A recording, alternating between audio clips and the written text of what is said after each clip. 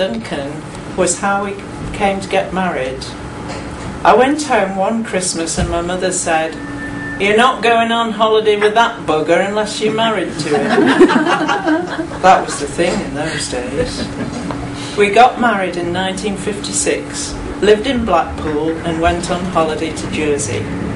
It was the first time we'd flown anywhere.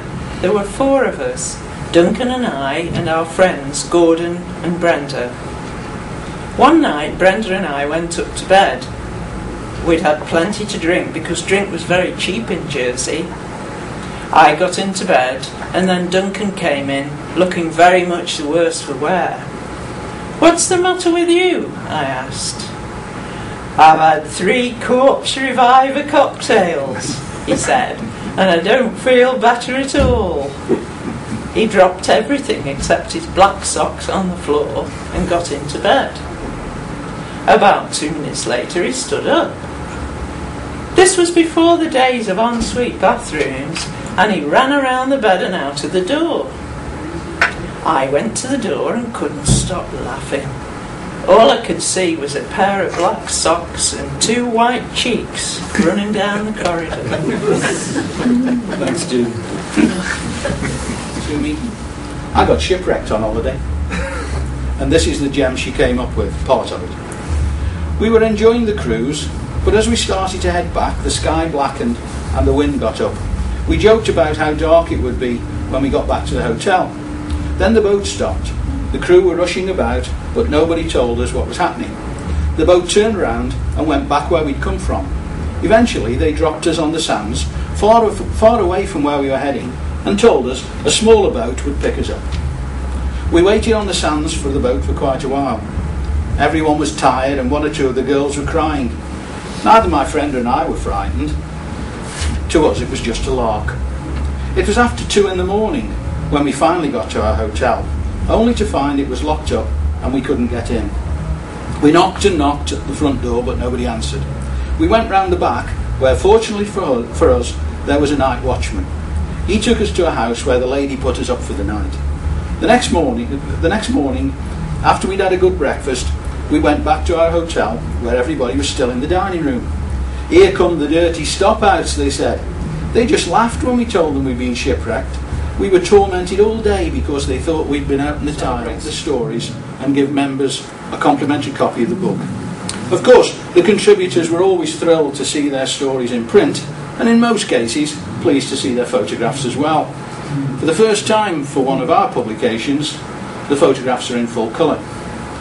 Like all Rising Brook Writers publications, We Did Like to Be Beside the Seaside is in large print, which many of our readers welcome. And so that no one at all is excluded, as Clive said, there's also audio CDs with the book, so that people can listen to the CD while they do something else. To enable as many people as possible to get the stories, they can also be downloaded, as Clive said, free of charge as a PDF file, which means you can print them off and sit and read them for yourselves. And also you can listen to the stories as audio MP3 tracks from the website.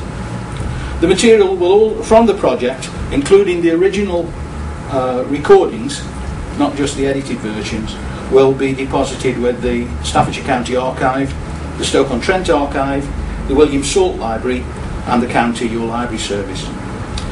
Once again, we're delighted that members of the Stafford and Stone Talking Books for the Blind and listeners to the Hospital Radio Cannock and Stafford will have a chance to listen to these stories. It was my pleasure to lead the touring workshops, but like all Rising Brook Writers projects, this was a team effort. My colleagues Liz Whitehouse, who is unable to be with us today, and Clive assisted with the workshops, and Clive photographed and videoed the proceedings. I ask you, how difficult can that be? On behalf of all the contributors, though, and our readers, many thanks to the 3 of them.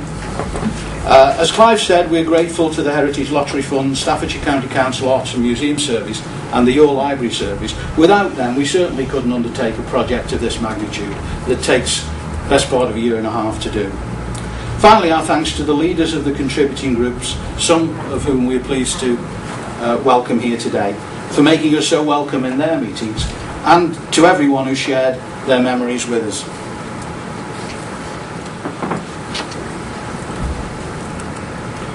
Rising Brook Writers believes that all literary projects like Oh We Do Like to Be Beside the Seaside are important, not just because they create writing opportunities for us, not just because the stories of how folk lived what is the earlier part of the last century now, if they are not written down, they'll be lost forever. But we think they're important because many people told us one of the consequences of growing old in our society is that for the first time in a long while they felt their stories were important. And they also told us that they got talking not only to one another, but they got talking about their memories to their families. That's why we think they're important, and that's why we aim to find funding again to do another project next year. And the idea is that we may do one on workers' playtime, stories of how people worked and how they enjoyed themselves in those days. Staffordshire, I think we owe everybody in this room a very big thank you for the kind of work they're doing that obviously enables people in their own homes and people less able to be part of something and have a valuable part to play in our modern community. But isn't it wonderful, all these books, and I've even got a copy for myself. But on behalf of everybody in Staffordshire, we do owe you all a very big thank you, and not least of all you. Thank you very much. Thank you, Mum. And thank you for the books. Very kind.